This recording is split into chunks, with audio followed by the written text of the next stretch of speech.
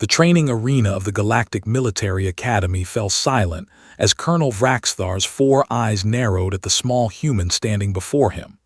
Maya barely reached his chest plates, her dark hair pulled back in a simple ponytail, her brown skin glistening with sweat from the morning drills.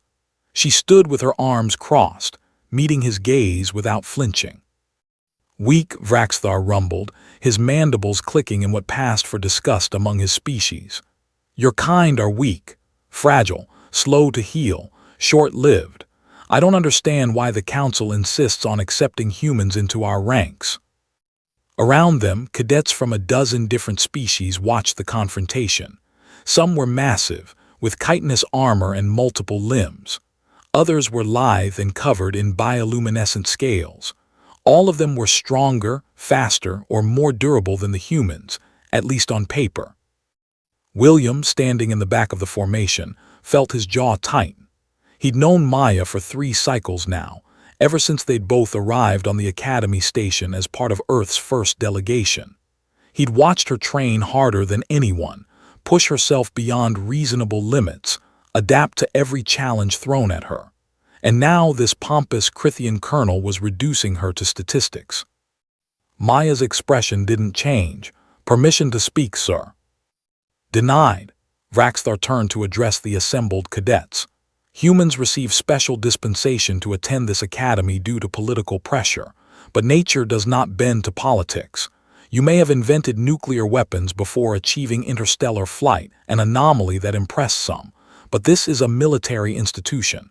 Here, physical capability matters, endurance matters, and humans." He gestured dismissively at Maya. "Have none."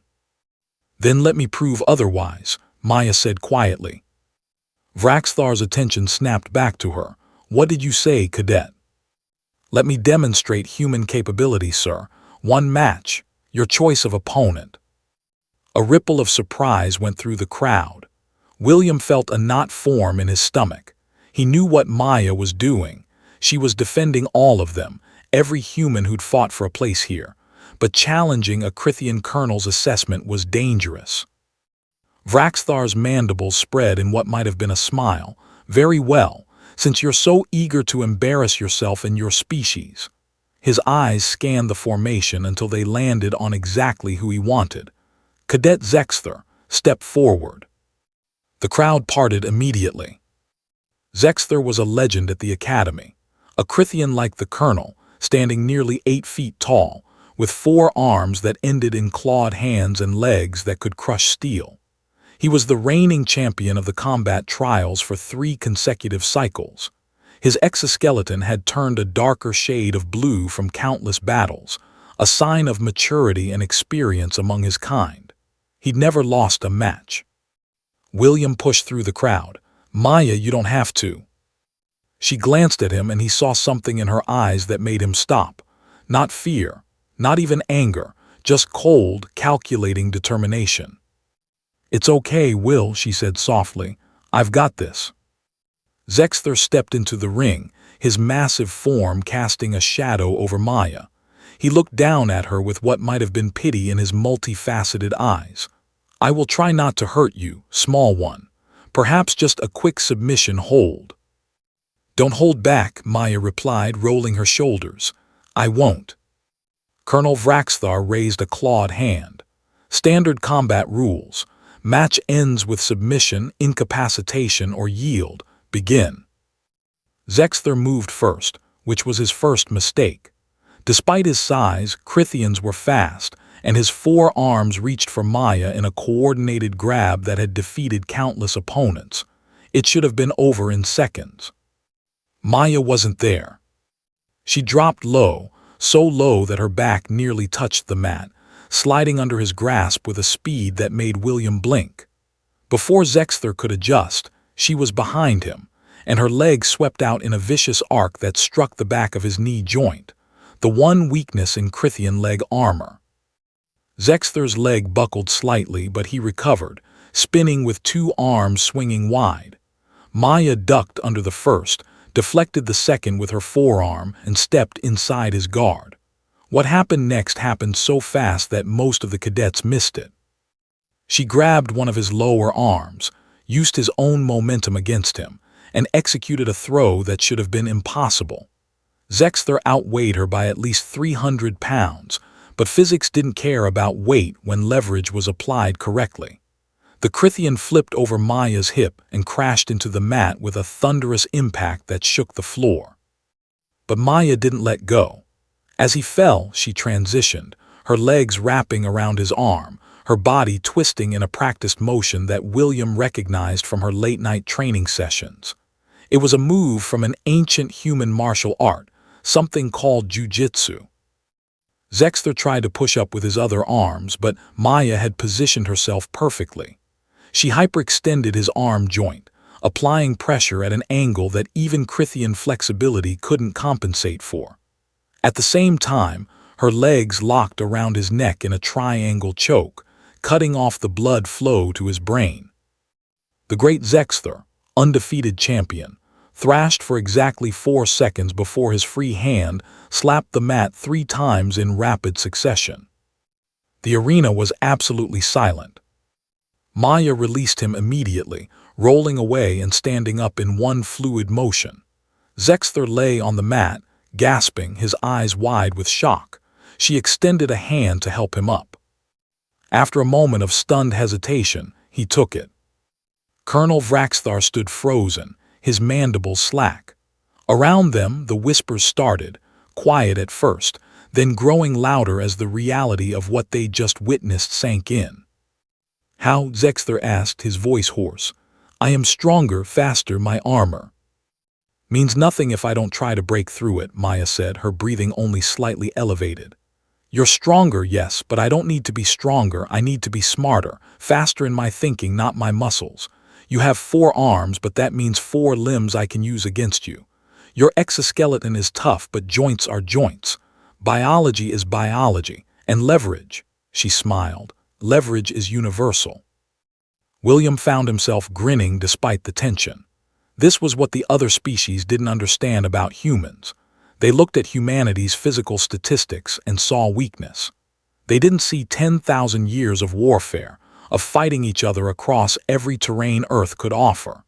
They didn't see cultures that had refined combat into art forms, that had studied every possible way one human could defeat another.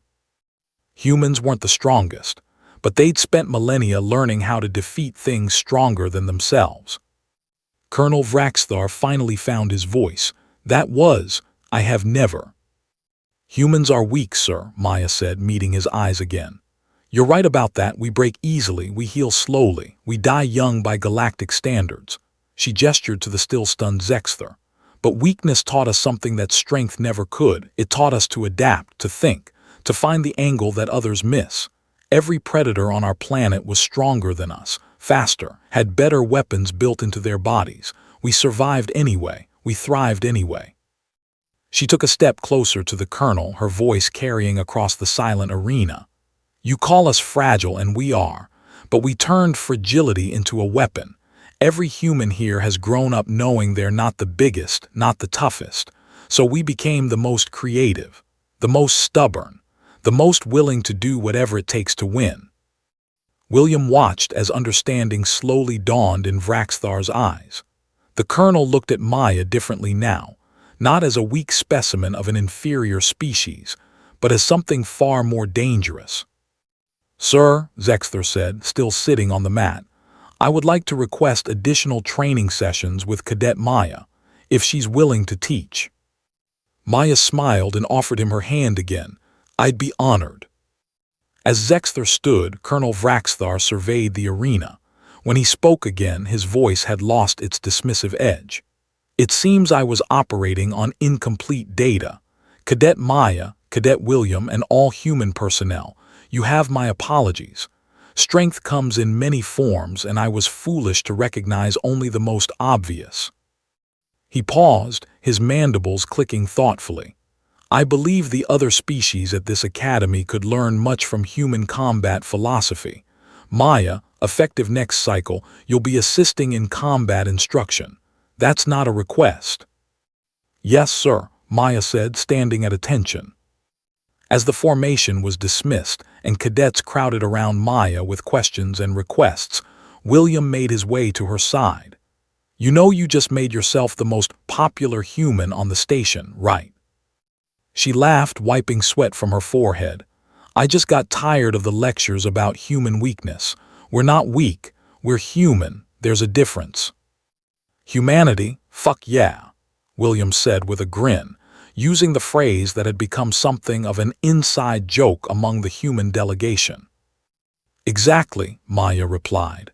Then more quietly, "Besides, we can't let them think Earth sent pushovers. There are going to be more of us coming here, Will. More humans trying to prove they belong in the galaxy. I wanted to make sure they had an easier path than we did." William nodded, watching as Zexther animatedly explained the throw to a group of fascinated Crithians, using two of his arms to demonstrate while the others gesticulated wildly. Already, the dynamic was shifting. Humans weren't being dismissed anymore. "You know what the scariest part is," William mused. "You weren't even trying your hardest. I've seen you spar. That was you being gentle." Maya's smile turned slightly dangerous. "Well, he did ask me not to hurt him. I try to honor requests when I can." Across the arena, Colonel Vraxthar watched the human girl surrounded by eager students. And for the first time since humans had arrived at the Galactic Military Academy, he felt something unexpected: excitement about what they might accomplish. And perhaps, just a touch of concern about what humanity might become once they'd learned everything the galaxy had to teach. Because if this was what humans could do while still being underestimated, what would they achieve once the galaxy took them seriously? That, Vraxthar thought, was a question worth pondering. And perhaps worth fearing,